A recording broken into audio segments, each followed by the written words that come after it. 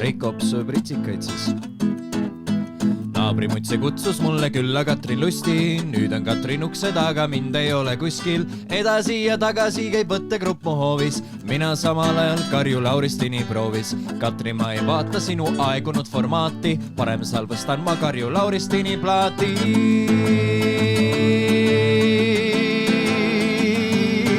Aga Reikop sööb otse eetris ritsikaid ja lust kerereerib skandaale, sest kuidagi on vaja püüda vaatajaid, et tabeli koht on primaarne.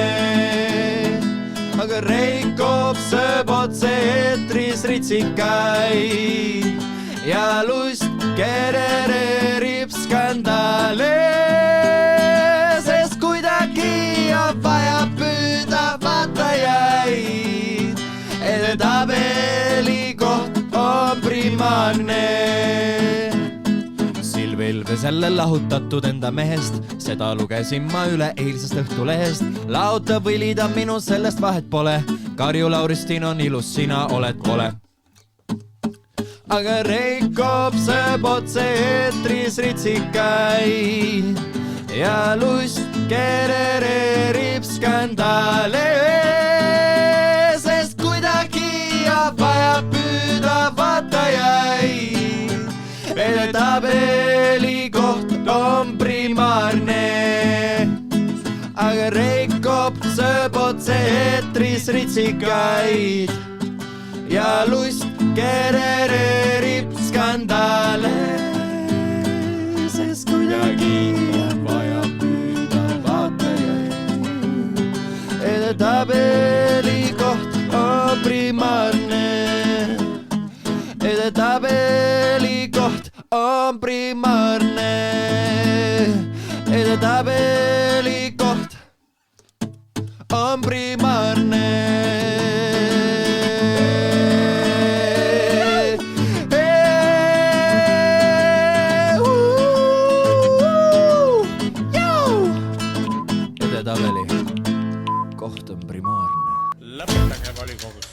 Minu ei ole Anvar Sangus.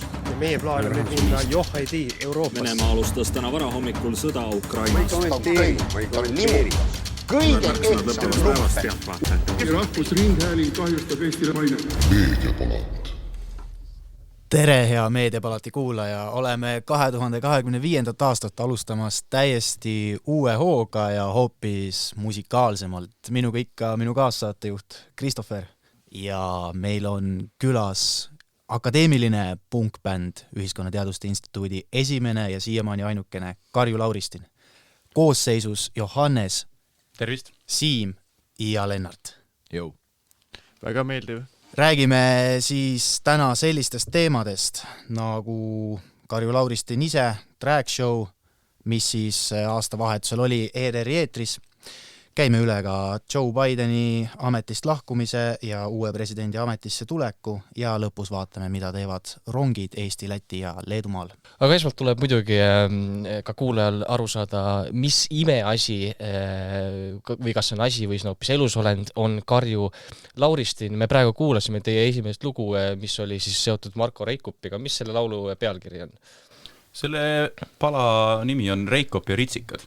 Esimene küsimus võib-olla paljudel kuulajatel ka tekib, kui te laule kuulete, et miks te seda teete? Me olime enda ajakirjanduse teise aasta algul tutvumispeol esimese kursusega. Meie juurde jalutas härra Kaspar Krupp, kes ütles, et tema omal ajal tegi küll ülikoolis bändi, et miks ei võiks siin majas olla siis mingisugust sellist muusikalist grupeeringut ja mina jõudsin sel hetkel kohale ja ma ütlesin, et küsiti minu käest, et huvitav, mis selle bändi nimeks võiks saada ja siis ma nagu suvaliselt ütlesin nagu naljalt, ma ei tea, mingi Karju Lauristin ja siis sealt see nagu jäi ja ma ei tea, Johannes, kusagil mingil septembris haksime siin vaikselt kokku tulema ja kõigepealt me kirjutasime lugusid, tegime ühise Google Docsi ja kirjutasime mitu lugu ja siis hakkasime koos käima. Alguses olimegi kolmekesi Siimu Lennartiga ja siis ühel hetkel liitus meiega trummar Eerik, meie lunastaja Eerik tõesti. Kas oli nagu algusest peale selge, et see peab just punkbänd olema või selle nimega ei saa nagu räppi teha või? No osalt, eks ole jah, nimi juba toetab, aga teisalt me ei ole kuigi musikaalsed keegi, et Lennart laulab, on sellega tegelenud, Siim on käinud ka muusikakoolis, mina ei ole mitte midagi omandanud. Eerik on ka, eks ole, laste muusikakoolis käinud. Eerik on käinud tõesti, jah. Aga selles mõttes jah, me tegelikult ikkagi keegi väga midagi teha ei oska ja need proovid näevad ka üsna koomilised välja ilmselt kõrvalt vaatajad. Me ikkagi proovime seal endale kritseldada mingeid asju, tavaliselt me võtame enda lood üldse linti, et me pärast suudaks neid taas luua kuidagi. See on jah niimoodi, et me teeme mingisugused kokkulepped nagu ära, et see umbes näeb välja selline, et mina istun põrandal ja seletan, mis ma tahan, et inimesed teeksid ja siis vahepeal nemad söödavad mulle ideid ja siis me seal niimoodi põrgatame ja siis me mõtleme, et nii, okei, teeme plaksu ja võtame selle korraks kuskile telefonisse salve, üldiselt sealt midagi kuulda ei jää, sest trummid lihtsalt peksavad telefoni vikri niimoodi sudiks, et mina olen ausalt suhteliselt segadusest teie bändi nimest. Mida see tähendab? Kas see on Karju Lauristin, ehk Lauristin Karjuks, või siis on, et rahvas Karju Lauristin? Ma arvan, et see oleneb olukorrast, et mida hetkel vaja on. Et ma võib-olla kõige rohkem näen selles ikkagi nagu appikarjet. Et kui on häda majas, et siis Karju Lauristin ja saab korda. Teine on siis jah, et Karju, siis Marjule endale, et Karju. Kui on jälle süüakse ritsikaid otse eetris. Et ikkagi Marju Lauristiniga on see nimi seotud? No, selles mõttes, ega me sellest mööda vaadata ei saa, jah, seal on ikkagi sarnasus Marju Lauristini ja Karju Lauristini. Kas ta panid alguses nime ära ja siis vaatsid, see on sarnane Marju Lauristiniga või siis vastupidi, et... Ma ei tea, Lennart, kuidas sul selle nimega oli, kui see pähe tuli? Ega ma väga midagi ei mõelnud. No see ongi selle bändi, ma arvan, üks nagu läbivaid jooni, et me väga midagi ei mõtle. Ilmselt küll, jah. Et nagu enamasti see ei käi meiega nagu kaasas mõtlemise teema. Aga kuidas see akadeemilisus siis sobib sinna konteksti? No, me oleme ikkagi instituudi bänd. Ja viisakalt riides ja... Viisakalt riides. Kes teile maksab? Me oleme senimaani seda bändi teinud täpselt 0 eelarvega. Jah, me käime tõesti minu endise gümnaasiumi ruumides proove tegemas tasuta õhtusel ajal, siis kõik pillid on kuskil kokku laenatud, näiteks trummikomplekt on Leevaku külakeskusest ja tehnika oleme ka kuidagi saanud esinemiste jaoks kuidagi sõprade kaudu, et siiamaani me tõesti ei ole ühtegi eurot pidanud kulutama. Ja. Aga see prooviruum vist päris stuudio ei ole, et lihtsalt ruum? Ei, see on jah, tõesti, see on selline suur auditoorium ja siis möödujad tavaliselt kergidavad kulmu, kui sealt jälle mingi karjaid kosta on hilistel õhtutundidel pimeda koolimaja pealt. Aga kui palju teil üldse esinemisi siiamaani olnud on? 2 esinesime Maaülikooli seltsile ja ühtlasi ka siis ajakirjandustudengite jõulupeol, et nagu ikka teada, 2025 tuleb Karju Lauristini aasta, et siis on niimoodi, et katsume sättida niimoodi, et võimalikult palju esineda. Ja see on üsna vähe teatud fakt, jah, et meil on, eks ole, Eesti raamatu aasta käimas, aga tegelikult on ka Karju Lauristini aasta. Aga nendest keikadest veel rääkides, tegelikult me väga nagu ei olegi julend teha, sest et me tegime Maaülikooli tehnikahoone keldris ja peale meie esinemist paar päeva hiljem varastati tühjaks see ruum. Et ma ei tea, kas see on kuidagi Karju Lauristiniga seotud, aga tõepoolest siuke juhtum oli siis, kus baari kassa läks kogu joodav alkohol ja läks ka meie trummari pusa, mis seal parasjagu oli. Nii et kui te pätid, kui te seda kuulate, palun tooge pusa tagasi, meie trummaril on külm. See väga huvitav, see on selline natuke nagu negatiivne kommunikatsioon, et või teaks pärast seda keegi üldse kuskil esinema kutsub, kui ütlete pärast esinemist teil kõik ära varastatakse. No kõik muu varastati, aga meie pillid jäid alles. Need olid seal samas ruumis, nii et võib-olla see on ka märk. Ja väga tore. Kas te olete pärast ka kuulajatega konsulteerinud, mida nemad sellest asjast arvavad? Ja kas te olete ka märganud, et näiteks kui alguses on saal täis, siis pärast on saal pool tühi või just vastupidi, et alguses saal pool tühi ja pärast saal pool täis? Ei ole märganud küll, et keegi oleks ära läinud. Et ikka tantsitakse ja ikka karjutakse ja lauldakse kaasa.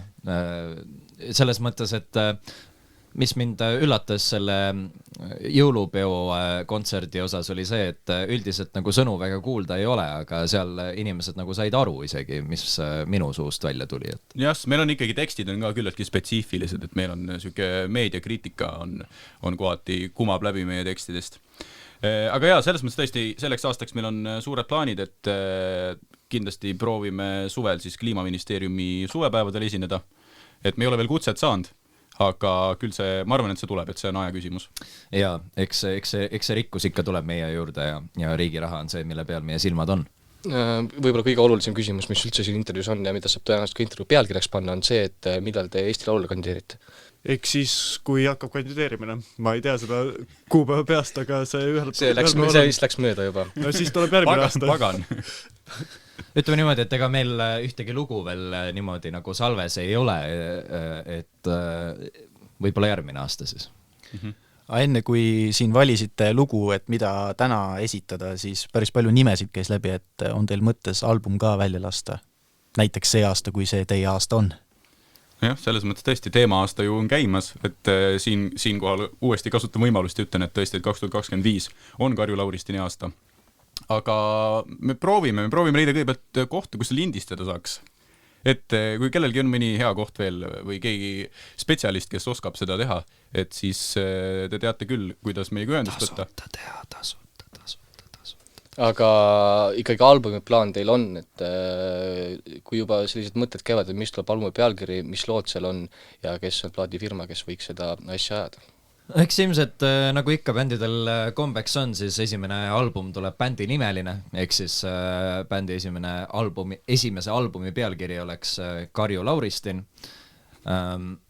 Plaadifirmaga, ma ei tea, selles mõttes, et peame ikka Universalile kõned peale panema ja vaatama, mida nemad sellest asjast arvavad. Et... Aga samas muidugi see, ütleme, muusikaäri on üsna selline kohati ikkagi selline armutu koht, et ma arvan, et me võib-olla ka siiski hoiame eemale suurtest labelitest ja ajame ise oma asja, et oleme ikkagi enda aja peremehed. No, te olete juba 3-4 kuud selles muusikääris olnud, et kas on ikka nagu soovi jätkata või? Ei raske on selles mõttes jah, pole midagi öelda, et tõesti nagu me ütlesime, siis 0 eelarvega on vaja asju ajada. Aga selles mõttes, et väga paljud nagu sükest negatiivset igalt poolt kostub, on ju, et ei ole raha ei tule, aga me ikkagi vaatame küll niimoodi, et küll me sinna Kliimaministeeriumi suvepäevadele saame, et siis tulevad ka rahad taha ja saame siis teha 5 viiulil ka plaadi siis valmis. Just. Kas punk sureb või ei sure? Ega ammu ei ole kuulnud nii palju kusagil sellises suures pildis punki, aga vaatame, äkki see Karju Lauristini aasta toob mingisuguse renessansi Eesti maastikul siis. Et küll aga korraldatakse huvitavaid erinevaid festivale, näiteks hiljuti me saime teada sellisest asjast nagu Püssipunk, et see oleks ilmselt päris pull koht, kuhu minna sellise, kuidas ma ütlen, ilusti, ütleme maakeeli sitahunniku otsas esineda saab seal, et see tundub päris lõbus. Nojah, me siis oma akadeemilise välimusega seal võime tõesti võib-olla mõne pungikuula ära hirmutada, kui me oleme lipsudes ja vestidesega, loodame, et midagi ikka igaüks leiab sealt. Aga see vau-efekt ongi võib-olla selles. Kes on teie kõige suuremad eeskujud, kas nende hulka kuuluvad ka Marju Lenik ja Neveski? Nojah, seda on meie käest ikka küsitud, et kes need teie muusikalised eeskujud on ja me tavaliselt oleme ikka vastanud, et nendeks on siis Marko Reikop, Vjatšeslav Morozov ja Deniss McQuail. Väga tihti kuulsused, celebritid tahavad saada ka meediapilti ja väga erinevate asjadega, et siin hiljuti näiteks räppar Babylõust just täna Delfi esiküljele sai, et ähvardas Tallinna kohvikus elukaaslase töötajaid relvataolise esemega. Mis on teie järgmine samm, et meediapilti pääseda, keda teie ähvardama hakata? Eks ilmselt ähvardada ei ole meil otseselt mitte kedagi, aga kui kedagi ähvardada, siis neid mingisuguse vargaid, kes meie seltsiruumis käisid, neid ähvardaks. Tooge see pusa tagasi. Jah, palun, tooge pusa tagasi. Ja alkohol ka läinud, sellest on kahju. Ja õige, alkohol ka. Siim on selle sama seltsi president muide, kelle ruumidest kogu see kraam ära läks. See oleks nagu Siimu huvides tõesti, et palun tooge see alkohol. Ma tahan oma õlle, see palun. Jah. Aitäh. Et selles mõttes ähvardama ei hakka, aga küll meil on ikkagi plaanid ja äkki siis ka meediakajastust saada. Ega me oleme siin saates praegu. Oota, aga äkki oleks mõistlik siis nagu PPA suvepäevadel proovida esineda, kui on vaja nagu seda abi saada? Ei, miks mitte, täiesti vabalt, et selles mõttes Belitšev, kui sa kuulad praegu saadet, siis tõmbad raati. Eks ongi, et ega meil ei ole tegelikult mingisuguseid eelistusi, me võime mängida näiteks kellegi pulmades, peiedel, kirikukontsert oli meil plaanis näiteks. Ja jõulutuur kahjuks jäi sel aastal ära. Kahjuks küll, aga järgmine aasta kindlasti. Aastavahetuse tuur. Rahvamajad, väga Karju Lauristini. Ja kindlasti kõik, kui suvi hakkab peale, kõik jaanipäevad, kõik külakeskused läbi, kultuurikeskused, eksid kõik. kes praegu seda kuulevad ja mõtlevad, et tahaks endale mingit väga head esinejat, siis me teeme kõik ära. johannes.peetsalu@ut.ee väga tihti erinevad bändid, kes alustavad, käivad ka teiste suurte bändidega tuuridel kaasas, on nende soojendusesinejad, et milline on teie nii-öelda eelistus oleks, et millise bändi soojendusesinejad te tahaksite kuskil jõulutuuril või suvetuuril või sügistuuril või kevadtuuril olla? Shannon. Miks? No me siin meie esimene Instagrami postitus oli pealkirjaga Fuck Shannon. Ehk siis nüüd, kus kaklused on peetud ja sõjakirves võib-olla hakkab vaikselt liikuma matmise poole, et siis võiks kuidagi selle taasühinemise puhul Shannonit näiteks soojendada, et neil on ka päris suur kuulajaskond ja ma arvan, et nende siis auditoorium on, sihtgrupp on see, mille poole ka meie pürgime. Sel suvel tuleb lauluväljakule esinema 50 senti. Kas te ka tema soojendusesineja oleksite? 50 senti natuke liiga vähe, et tahaks nagu eurot ikka. Tahaks, jah. Kus teid järgmisena esinemas näeb? No kui mitte Kliimaministeeriumi aulas, siis ilmselt 13. veebruaril jälle taas Maaülikooli seltsis teeme sellise väikse heategevusliku kontserdi, kus siis aitame Maaülikooli maastikuarhitektuuri üliõpilaste seltsil korjata natukene raha, et ega tegelikult see raha, mis sealt kaduma läks, ei olnud väike, see oli 600 eurot, et selle võiks ikkagi, midagi võiks sinna kassasse saada. Et uus kassa on ostetud juba, ma saan aru, nägime seda, see on selline uhke, väike plekist ja sinna sisse siis ootame. Nüüd sain siit liiga palju vihjeid, Pätt teab, milline uus kassa välja näeb, tuleb peole ja võtab sellega ära. Ma arvan, et eelmine kassa oli samasugune. Ei olnud. Aga selles mõttes jah, tasub hoida Karju Lauristini kanalitel silma peal, kanalid meil praegu väga palju ei ole, üks kanal on, et hoidke selle silma peal Instagramis ja tõesti meil tõenäoliselt tuleb neid esinemisi, kuna meil jah, siis nagu juba öeldud sai, siis 2025 on Karju Lauristini aasta, et neid esinemisi ilmselt ikkagi tuleb. Ja mitte vähe. Head kuulajad, minge siis kuulama, tõenäoliselt varsti saate kuulata neid Kliimaministeeriumis kui ka Shannoni soojendusesinejana. Ei, Shannon siis soojendab meid. Vastupidi oli, vabandust. Meil olid külas akadeemiline punkansambel või punkbänd Karju Lauristin koosseisus, vähendatud koosseisus Johannes, Lennart ja Siim. Aitäh, et tulite, ilusat tulevikku ja ilusat Karju Lauristini aastat. Karju Lauristin. Karju Lauristin. Aitäh! Meediapalat. Ja Karju Lauristin. Liigumegi siit siis edasi nädala, või mis nädala, meil on pikem paus nüüd olnud viimase mõne kuu tähelepanekute juurde ja Lennart, alustame sinust, mis sa oled tähele pannud, mis sul silma on jäänud? Ülikoolis on praegu vaheaeg ja mina eriti siin meediat lugenud ei ole, nimetagem seda meediapuhkuseks, aga mida ma märkasin oli see, et vahepeal tuli mõneks päevaks päike välja. Et tõesti, see oli täiesti vapustav. See oli siis, juhtus Tartus möödunud laupäeval. Mina läksin kooriproovi ja vaatasin, issand jumal, päike on välja tulnud, kujutad ette. Täitsa kohe mõnus tunne oli, et varsti ongi jaanid käes, Ei ole kaugel enam, jah. Ja. Oli soe? Ei, väga ei olnud. Aga südames oli soe. See on peamine. Päike oli väljas. Johannes, kas sina peale päikese ka midagi näinud oled?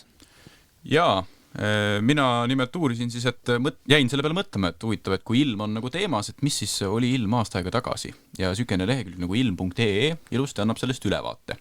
Ehk siis 2024. aasta alguses oli siis selline ilm, et lumehoog oli hõredalt, tuul oli nõrk, õhutemperatuur langes öösel siis -10 ja -15 kraadini, kohati isegi -20. Ja päeval oli siis ilm pehmem, Lõuna-Eestis oli valdavalt -11 ja Põhja-Eestis siis -6 kraadi. Siuke ülevaade. Oluliselt jahedam kui praegu. Et tundub jah, et kui juba etteruttavalt, siis tundub, et Donald Trump on, eks ole, taganenud nüüd Pariisi kliimaleppest ja on siis sellel ka juba mõju. Ja eks see ongi, vaata, ilm on ettearvamatu, mõned mõjud tulevad nagu väga kiiresti kohe. Mõned tunnid. Kristoffer, mis sina tähele oled pannud? mina hakkasin mõtlema oma lapsepõlve peale ja tuli meelde see periood, kui ma olin 2-aastane ja tuli meelde, et siis ma ikkagi mäletasin väga täpselt ja detailselt, milline see ilm oli. Eks 20 aastat tagasi, 21. jaanuaril 2005 oli Eestis pilves ja sajune ilm, sadas lund ja lörtsi, saartel ja läänerannikul ka vihma, maksimaalne õhutemperatuur oli vahemikus -0,4 Jõhvis kuni 3 kraadi Ruhnus ja minimaalne õhutemperatuur oli -6,4 kraadi Jõgeval ja kuni +1,5 kraadi Sõrves. Ma arvan, et oluline on alati ka pöörata tähelepanu minevikule ja sellele, kuidas asjad olid siis, kui Eesti oli tegelikult juba peaaegu et noor riik. 20 aastat tagasi. Ega tuleb välja, et tegelikult 20 aastat tagasi oli ikka sarnasem ilm tänasega, kui aasta aega tagasi. Ei olnud mingit Pariisi kliimalepet, Ei olnud jah, aga näed, ilm oli ikka sama. Jah, siis me olime aasta aega juba Euroopa Liidus olnud, aga näed, kliima asjad ei olnud veel mõjuma hakanud.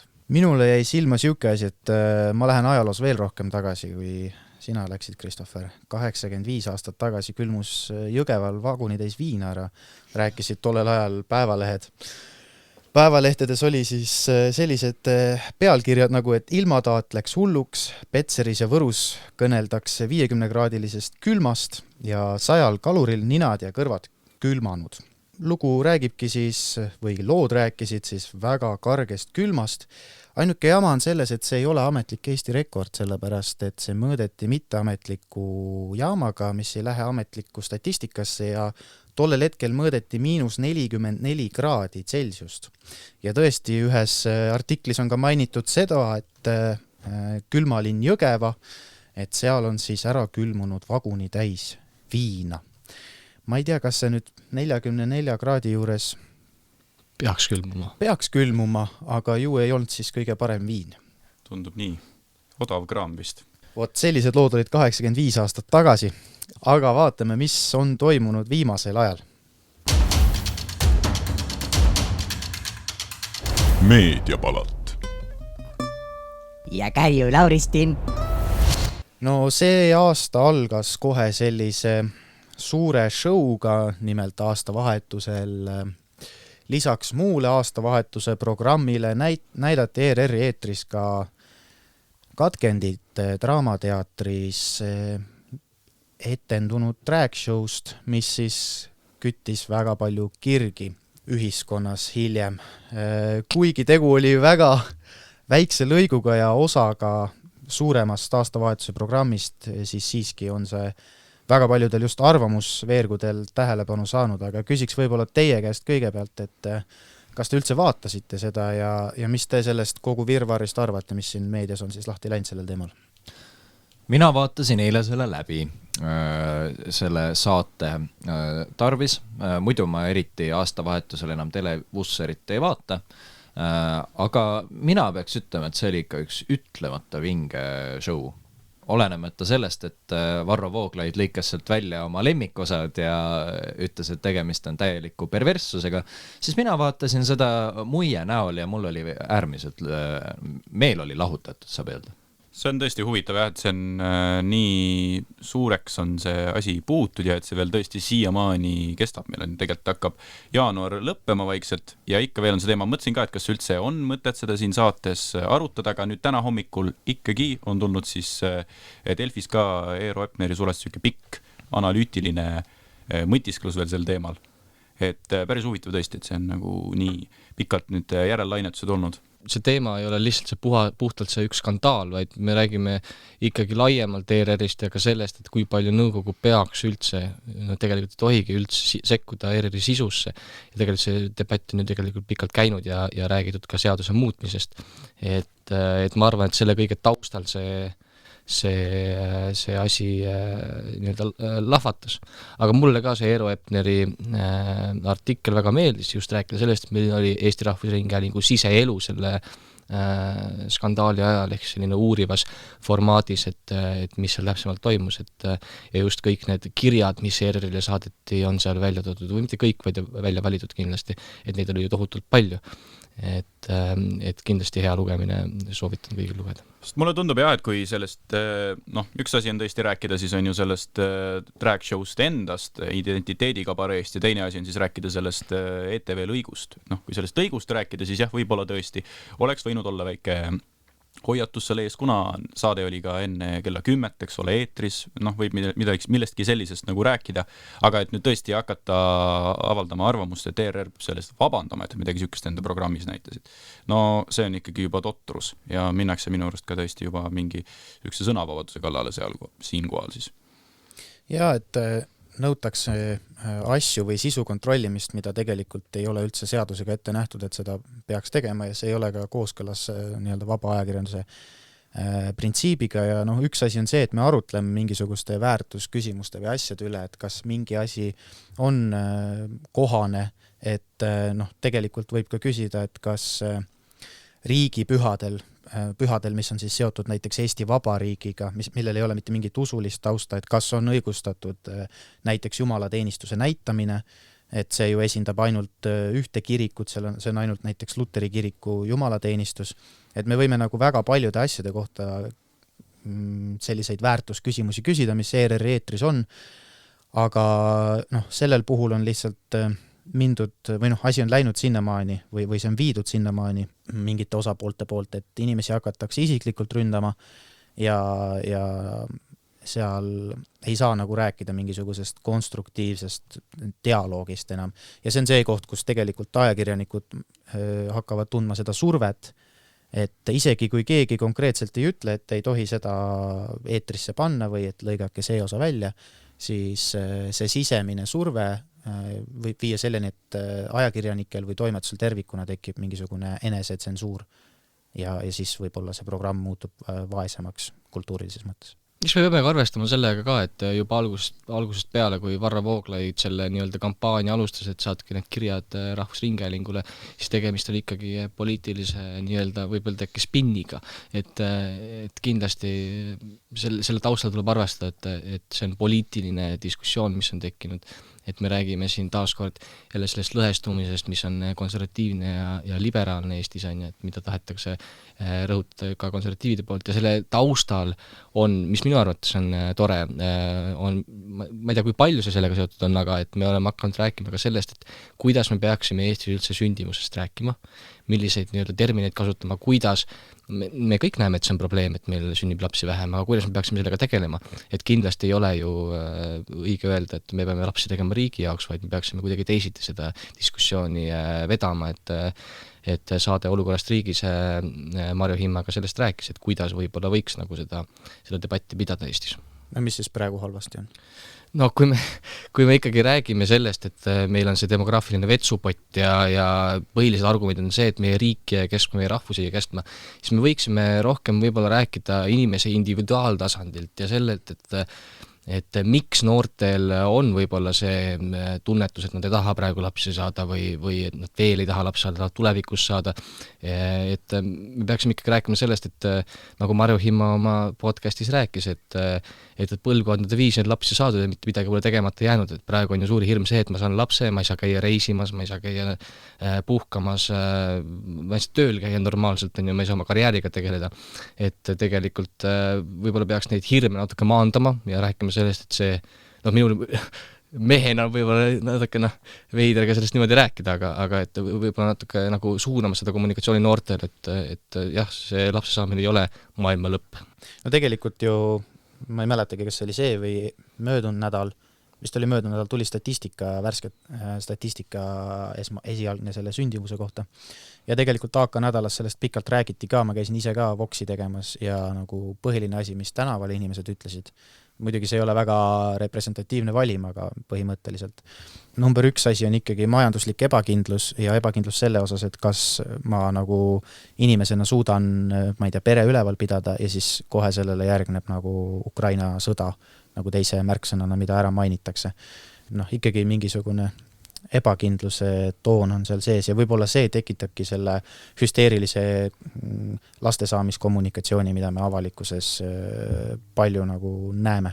Ja samas, kui vaadata siis seda saatelõiku, et siis ega see päris huvitav klipp, kus siis see pea sealt lava seest ilmus, et ega ma ei usu, et see nüüd siis Eesti inimesi rohkem või vähem lapsi tegema paneb, et mind ongi jäänud natukene nagu pannud mõtlema see, et me ei räägi ainult ajakirjandusvabadusest, me räägime ka nii-öelda kunstivabadusest, väljendusvabadusest, et selle kabaree mõttes või selle numbri mõttes, mis ERR-is näidati, et selle mõte ju oligi näidata nii-öelda sellist valupunkti meil ühiskonnas, on ju, et kus mõned tähtsamad isikud on öelnud, et naine ongi sünnitusmasin või on sellised negatiivsed nagu tõlgendused antud olukorral, et ma arvan, et kunstiline väljendusvabadus on ka oluline selles kontekstis, me saaksime asjadest rääkida läbi kunsti ja näidata, et mis meil ühiskonnas on halvasti, mis võiks olla paremini. Ja no mind pani mõtlema see ka, kui ma vaatasin neid lõike sealt sellest showst, et võib-olla, minu arvates ongi see, et see väärtus sellel show'l ilmneb alles mingite aastate pärast. Et nagu ka ERR-i poolt seda põhjendati, et ERR-i üks eesmärke on kultuuri kajastamine ja selle salvestamine, talletamine, et kui me vaatame seda sama saadet võib-olla, ma ei tea, 30-45 aasta pärast, siis me vaatame hoopis teise pilguga sellele otsa ja võib-olla seal on mingisugune, seal tekib mingisugune ajalooline väärtus, me saame tagasi vaadata, et mis oli tollel hetkel aktuaalne ja see ei peegelda mitte midagi muud kui ühiskondlikku arutelu, et tegemist on kultuuriga ja kunstiga ja Rahvusringhääling ei saagi hakata ette ütlema, et mida Draamateater peaks tegema ja samas Draamateater, ma olen üsna kindel, et nende eesmärk ei olnud ka selle tükiga mingisugust tõde kuulutada inimestele, vaid see on osa sellest ühiskondlikust diskussioonist ja selle peegeldus, nagu kultuur tervikuna on. Aga selles mõttes, et tänaseks see teema on pigem maha vaibunud, et jah, et see Eero Epneri lugu tuli nüüd salvestuspäeva hommikul, aga selline põhitorm on ikkagi mööda läinud ja ERR-i juhatus siis ikkagi otsustas, et nad vabandavad selle eest. Mis on ka kriitikat saanud, et selline otsus vastu võeti. Jah, aga üldiselt võime selle teema nagu lõppenuks lugeda. Meediapalat kuulutab selle teema lõppenuks. Meediapalat. Ja Kärju Lauristin.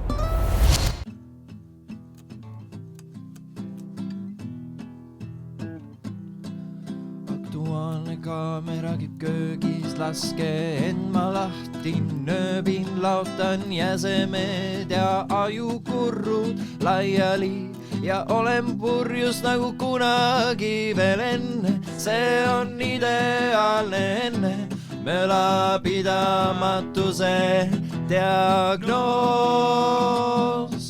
Kuniks uudised veel eetris 100 000 kilomeetrit, mõttelõnga pokirattad siia elutupad alla. Nagu kunagi veel enne, see on ideaalne enne. Mölapidamatuse diagnoos.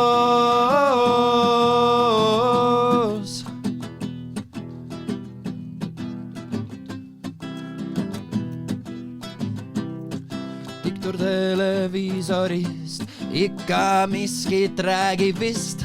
Mina röögin üle tema ja mind kodus ootab ema. Nagu kunagi veel enne, see on ideaalne enne.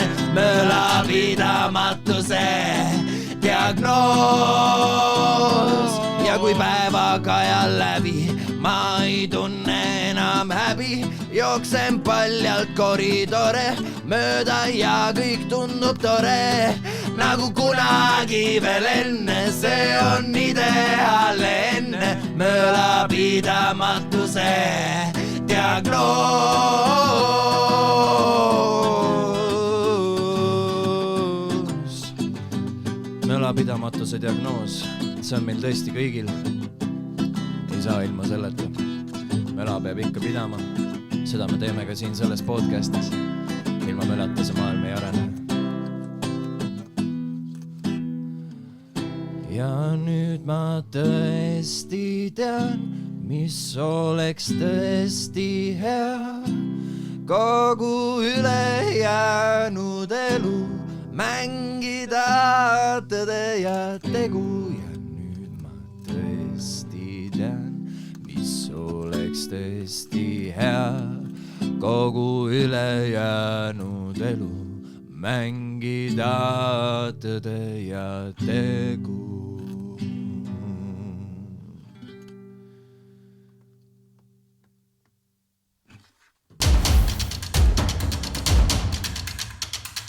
Meediapalat. ja Kärju Lauristin. Esmaspäeval astus ametisse ajaloolisel sündmusel, nüüd siis kuulutatud Ameerika vabastuspäeval, uus Ameerika Ühendemiraatide šeik Donald Trump. Peagi ilmselt saab ametisse ka esileedi Elon Musk. Peagi saame nägema, kuidas tähtsad inimesed oma tööülesannetega hakkama saavad. Mehhiko laht saab muuhulgas uue nime, Kanadast ilmselt järgmine USA osariik ja Gröönimaa vabastatakse orjusest Taani kuningriigi all.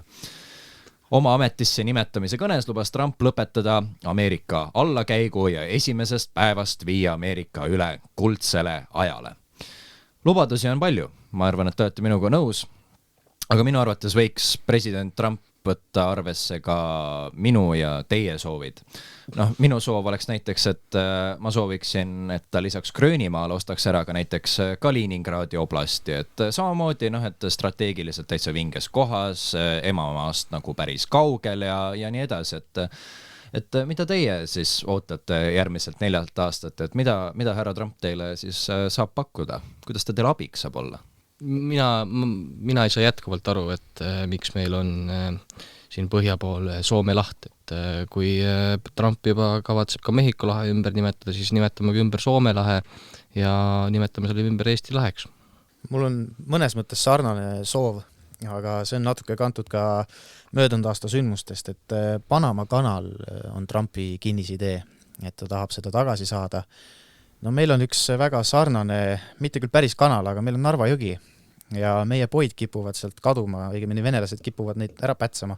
Võib-olla Trump saaks selle Narva jõe ka jõuga tagasi võtta, nagu ta Panama kanali tahab tagasi võtta. See on minu soov Donald Trumpile siis. Mina olen mõtlema selle peale, et kui esileedi kavatseb Marsile minna, et siis miks piirduda Marsiga, et kas mitte Ameerika Ühendriigid ei võiks minna ka näiteks Eestisse tulla? Näiteks Eestisse, eks ole. Üks variant tõesti Eestisse. Aga ma mõtlesin, et aga äkki nad võiksid minna Päiksele. Põhja-Korea käis seal juba ju. Pagan. Siis vist ruumi ei ole rohkem. Ega naabrist ei saa ju halvem olla, et Päiksel tuleb ikka ära käia. Jaa, aga ta on selles mõttes tõesti päris crazy, kuidas karussell on keerlema hakanud ja ma arvan, et siin nüüd tuleb nende 4 aasta jooksul tuleb ikkagi veel pöörasemaid asju, kuigi juba tõesti eilne, tänaseks siis eilsel päeval oli see ametisse nimetamine, siis juba ju tõesti Elon Musk juba selle järel tervitas rahvast siis väga huvitava käemärgiga, mis tõesti meenutas, ma vaatasin seda videot ka ja meenutas tõepoolest siis natsi tervitust. Ja mitte 1 kord, vaid 2 korda. Aga ma ei saanudki aru, kuhu poole ta teisel korral seda tegi, kas seal taga oli USA lipp või? Jaa, ikka Isamaa. Ameerikas saab Isamaa. Ma ei kujuta ette. Elon Musk ilmselt bossina, me kõik teame, kuidas oleme ilmselt kuulnud lugusid, kuidas ta on.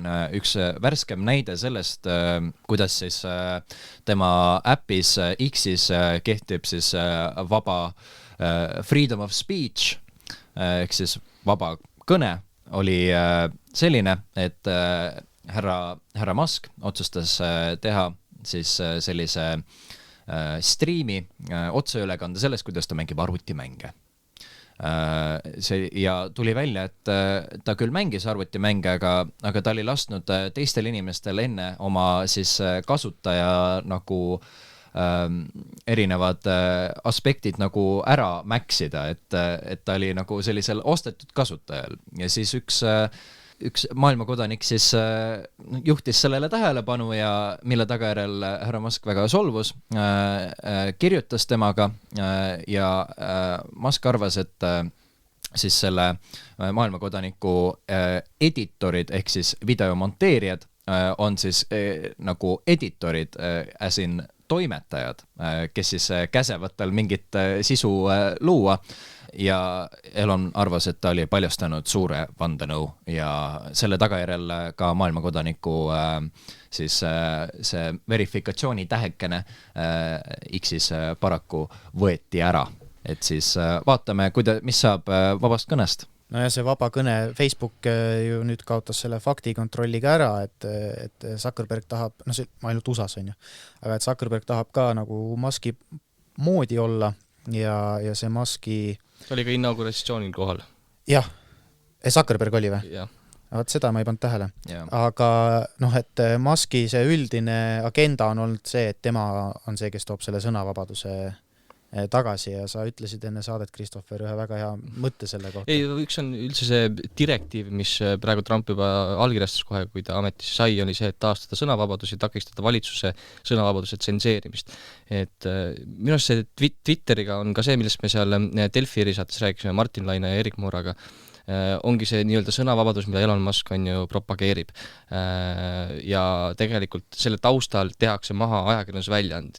Et esimese Donald Trumpi ametiajal me nägime, tekkis selline termin nagu fake news ja Donald Trump läks kallale konkreetsetele meediaväljaannetele, kes tema kohta negatiivseid uudiseid kirjutas. Nüüd koos Elon Muskiga uue ametiaja jooksul on kallale mindud kogule ajakirjandusinstitutsioonile nii-öelda tervikuna, ehk siis, et mida Musk taotleb, on see, et ärge uskuge ajakirjandust, vaid uskuge seda, mida Twitteris tavalised inimesed kirjutavad.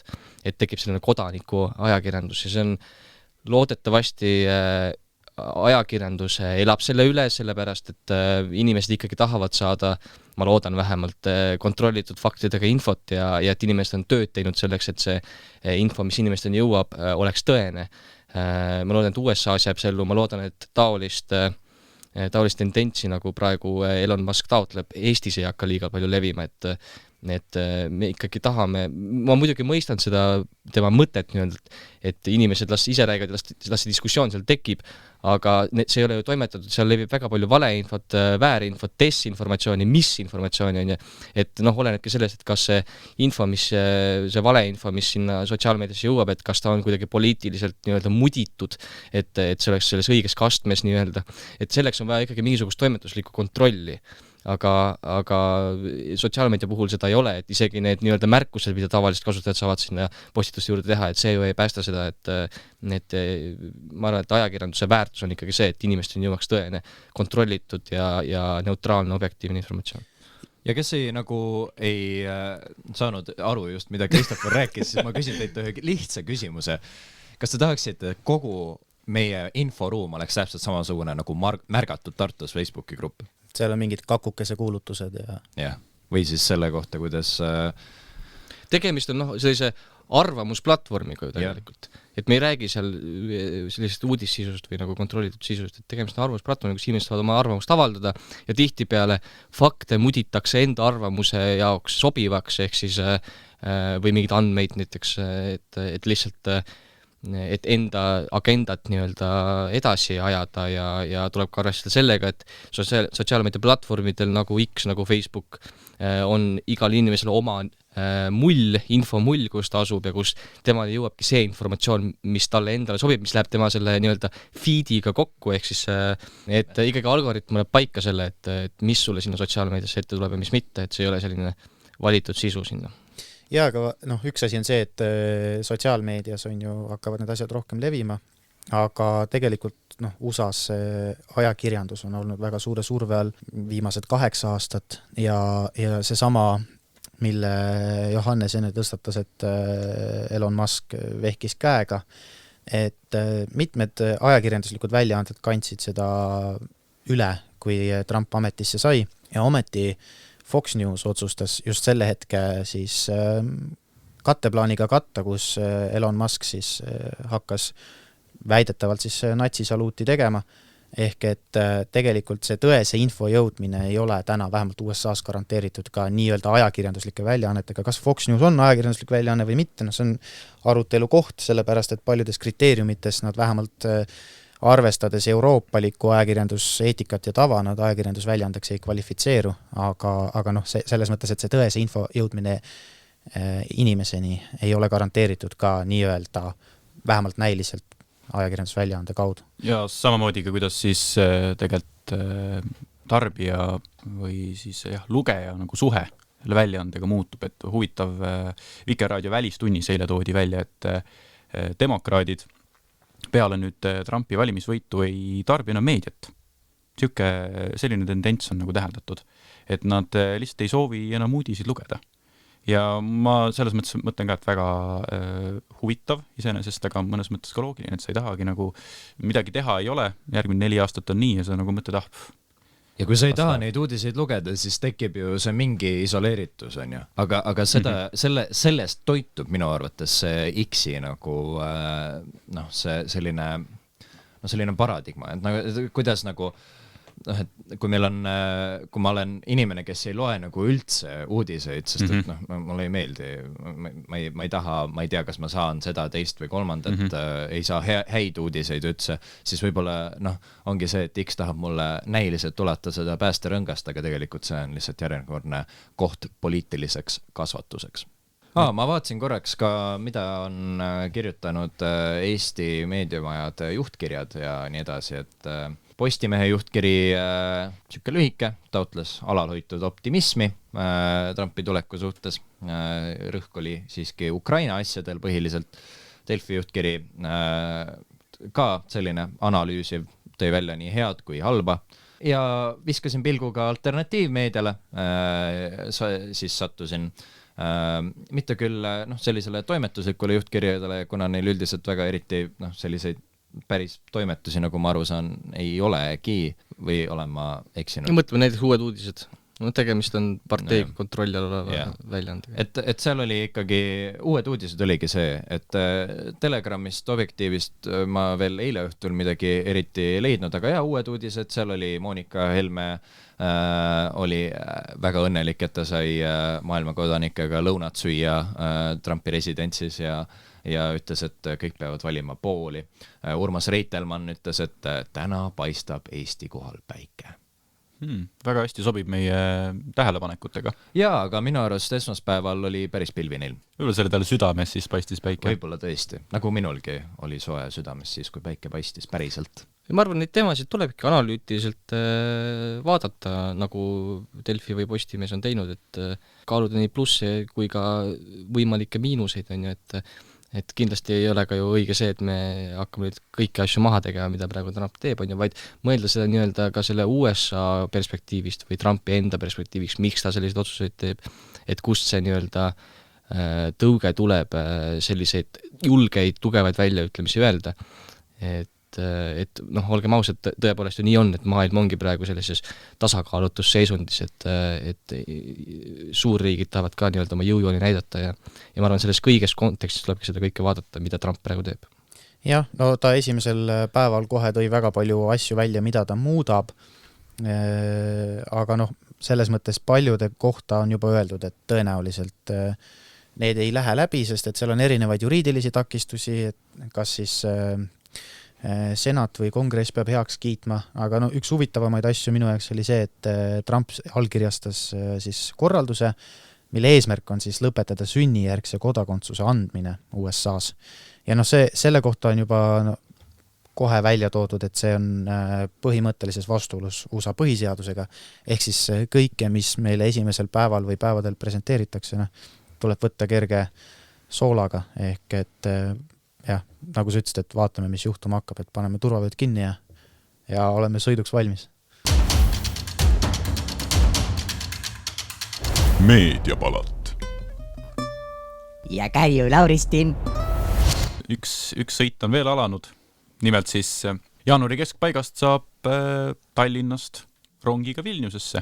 Elron siis ühendas koos enda Balti riikide kolleegidega sõidukavad, et saaks istuda ümber niimoodi kõigepealt sõita Tallinnast Valka, seal istuda teise rongi peale, sõita Riiga ja Riias istuda taaskord ümber, et lõpuks siis jõuda Vilniusesse. Sõit kestab siis kokku umbes 10 tundi, erineva 3 rongiga ja pilet on siis umbes 52 €. Ei ole, kui siis sõita tavaklassis. Ja mina küsiks teilt, et mis see teie jaoks tähendab? Ma vaatan, meedias sai see väga korraliku kajastuse, see siuke sõidukavade muudatus. Kas see teie jaoks muudab midagi?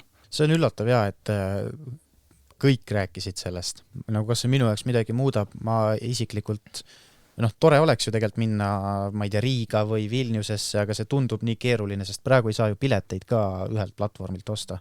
et ma ei tea, et kes see sihtgrupp täpselt on. No kui sa oled välismaalane kuskilt Saksamaalt, siis vahet ei ole, kas sa ostad Elroni lehelt või mis see Läti vastav see rongifirma on, aga eestlasena tundub suht keeruline. Minu ühikakaaslane, tervitan Märtenit, käis selle rongiga Tartust Riiga. Tema sõit nägi välja selline, et või noh, kuidas tema seda kommenteeris, oli see, et rongid olid moderniseeritud, need olid küll kunagi sellised nõukaaegsed, meenutasid pisut neid meie vanu Edelaraudtee ronge ja logisevad kole kõvasti, aga rongipilet üliõpilasele oli 11 eurot Riiga. Vaatasin üle ka Lux Expressi lehelt, valisin sealt siis noore soodustusega pileti, 4,5 tunnine sõit maksab seal sinna bussiga siis 15.50. Ühtlasi kommenteeris minu armas sõber, et tema suurim selline miinuskogemus oli paraku rongi WC. Mingi hetk oli seal siis inventar katki läinud, täpsemalt siis WC-pott ja see oli sellise suure raudkolakaga maa sisse kinni tagasi löödud. Küll aga oli see juba vist nii kaua katki olnud, et see raudkolakas oli roostetama hakanud, ehk siis sellises roostes vetsus käia, kui sa parasjagu umbes 4 tundi Riiga sõidad, on, ma kujutan ette, päris selline. Aga mis mõtted tekivad teil siis nüüd Rail Balticu teemal? Et tegelikult ju Vilniusesse siis juba nagu rongiga saaks. Sealt edasi veel siis Poola ja põhimõtteliselt ongi ju sama trass läbitud. Ja veel saad nagu Riiga ka, et Rail Baltic läheb ju Riiast mööda, et tundub, et tegemist on nagu, et kui üks on siis nagu linnaliin, see Elroni ja partnerite variant, et siis sellest Rail Balticus saab nagu selline maakonnaliin, et ma ei kujuta ette. Aga tegelikult väga hea mõte oli, ma arvan, et inimesed ikka sõidavad. Tuleb kindlasti vaadata seda suurt pilti, just nagu me räägin, et erinevaid reportaaže tehti, et kuidas sõideti sinna Vilniusse ja kõik see ja ajakirjandus oli sellest kõigest väga huvitatud. Kus see tõuge tuli? Tuli tegelikult detsembri algusest, kui Elron üldse kuulutas välja, et selline marsruut hakkab toimima. Ja seal, ma ei tea, kes on Elroni kommunikatsiooniosakonnas tööl või turundusosakonnas, see oli geniaalne lüke, nad lihtsalt kaardilt Hiiumaa ära. Ja ma arvan, et tänu sellele jõudis ka see nii suure avalikkus, et selline asi on, mis on, ma olen täiesti kindel, on turunduslik võte, kuidas nagu saada meediapilti võimalikult kiiresti ja nüüd tulemus on käes. Ajakirjanikud olid ka veel nüüd jaanuaris huvitatud sellest ja sõitsid ise Vilniusse ja tegid otse blogisid ja otse videoid ja kõik. Ja just tõesti, kui vaadatagi seda, et mida sealt siis tehti tõesti, et Rein Sikk on ju Maalehele tegi blogi nagu päev läbi, kirjutas sinna, kuhu nad jõudnud on, siis on ju Epp Ehandi käis AK nädalaga, tegi pika lõigu sellest, ma vaatan, et Kristoffer Seema Õhtulehest käis samutigi videoformaati, vist Delfi TV oli ka, ma nägin mingid näod olid seal kohal, videot ei ole väljas, aga võib-olla tuleb sealt ka, et selles mõttes on tõesti nagu tähelepanuväärne. Tegelikult ju lihtsalt sünkroniseeriti mõned rongikavad, see on nagu kõik, mis juhtus. Ja aga see, nagu Kristoffer ütles, see kommunikatsioon lihtsalt on nagu super olnud selle juures. Tundub nagu täiesti sensatsiooniline, et uued liinid ja ma ei tea, uued rongid. Revolutsioon transpordis. Ja, transpordirevolutsioon Eesti ja Läti vahel. Aga tegelikult lihtsalt kellaajad pandi õigeks ja mis takistas neil seda 10 aastat tagasi teha? Kusjuures mina tegin sellel teemal praktikal olles, ma ei mäleta, kas ma toimetasin või ma tegin sattusid ka lõksu, lugu ja seal siis Elroni inimesed rääkisid mulle, et tegelikult see seisis eelkõige selle taga, et tuli ühildada GPS-seadmed. Mina ütleks ajakirjanikele, et mis te sinna Vilniusse ikka hakkate sõitma, et seal midagi huvitavat ei ole, aga sõitke iga päev, tehke iga päev otse blogi Tallinn-Narva rongist. Kohtab väga erinevaid huvitavaid inimesi. Need rongid on alatihti puu püsti täis, inimesed ei mahu ära. Ja alati saab ka nende inimeste käest küsida, et kas te teate, kes on Narva linnapea? Jah, isegi mina ei tea enam, kes on Narva linnapea. Võib-olla peaks rongis seda ütlema, vaata iga peatuse juures. Ja muideks. Äkki järgmisesse peatusesse jõudes on vahetunud. Jah, et suuname selle rõhu õigesse kohta. Kui palju meil ikka inimesed hakkavad rongiga Vilniusse sõitma? Tõenäoliselt päris vähe. Kui palju sõidetakse Narva? Tõenäoliselt päris palju. Mis selle rongiliiklusega Riias on ka nüüd mökubaar avatud. Nii et ja mingi hetk peaks tulema see, et ma ei tea, kas Valgast ei pidanud enam ümber istuma või Riiast ei pidanud ümber istuma. Ühesõnaga Tartu noored saavad minna vaadata Riia mökusse, mis seal toimub. Kui see Tartus kinni pannakse varsti, võib-olla. Olen käinud, väga äge koht. Mis tegid seal? võtsin need pitsi ja läksime edasi. Ma sain aru, et tegelikult see on päris selline tühi koht, et mul on meil on Johannesega üks kursakaaslane, kes aeg-ajalt Riiga reisib ja ütles, et tema jaoks see Möku oli absoluutselt mitte see, mis ta on Tartus ja ka Tallinnas. Võib-olla siis just, kui Tartus enam ei ole Mökut, et siis Riia Möku ärkab ellu ja kõik need tartlased peavad sinna minema Mökusse. Tartu tudengid kolivad Tallinnasse. Aga kusjuures mulle tundub, et nooremad inimesed väga palju ei tea üldse sellest, et see liin nagu avatud on. Et kuna sellest räägib Maaleht, Õhtuleht ja Täheke pole mitte ühtegi artikli sellest kirjutanud. Ja kus on nagu ristsõna selle Tartu Riia rongiliini kohta, et lihtsalt ma mõtlen seda, et ma ei tea, kui palju see sotsiaalmeedias on kajastust saanud, et ma käisin Voxpopiga tegemas ja siis noored inimesed, nad isegi ei teadnud, et siuke asi on. Nii et võib-olla see Möku nagu ärimudelisse kõige paremini ei sobi, aga ma arvan, et nad teavad veel vähem seda, et Riias Möku on. Ma ei kujuta ette, ma ei tea. Ma arvan, et seda nad teevad rohkem kui seda, et see rongiliin avati. Aga selline sai meie tänane saade. Ma arvan, et me oleme nüüd oma tavapärases graafikus, et üle järgmine nädal juba järgmine episood ja vaatame, mis punkbändi me siis siia külla kutsume.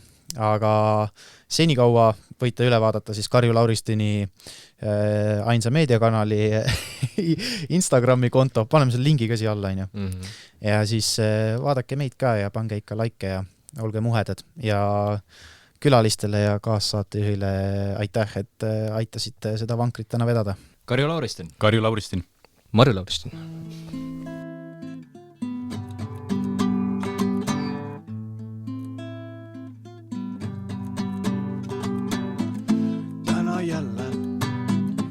Astu liftima, uksed muu ees sulguvad. Tump tuli, mu kohal helgib, kuid järsku lift siis seisatab. Pamagitje, aidake, mind palun ära pääske siit.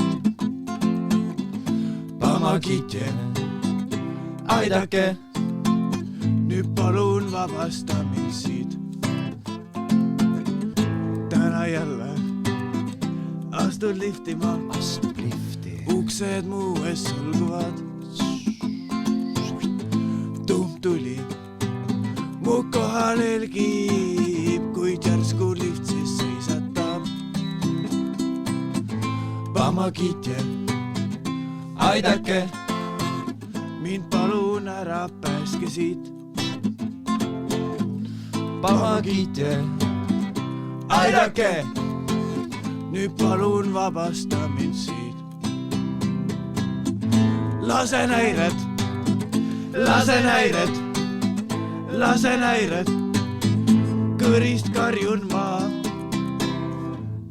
Pamagitje, aidake, mind palun ära pääske siit.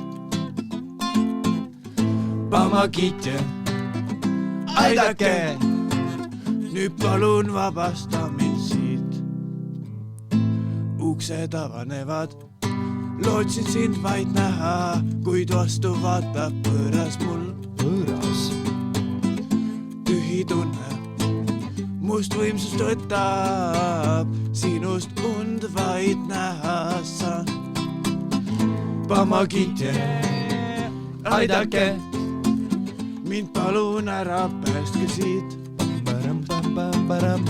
Pamagitje, aidake, nüüd palun ära pääske siit.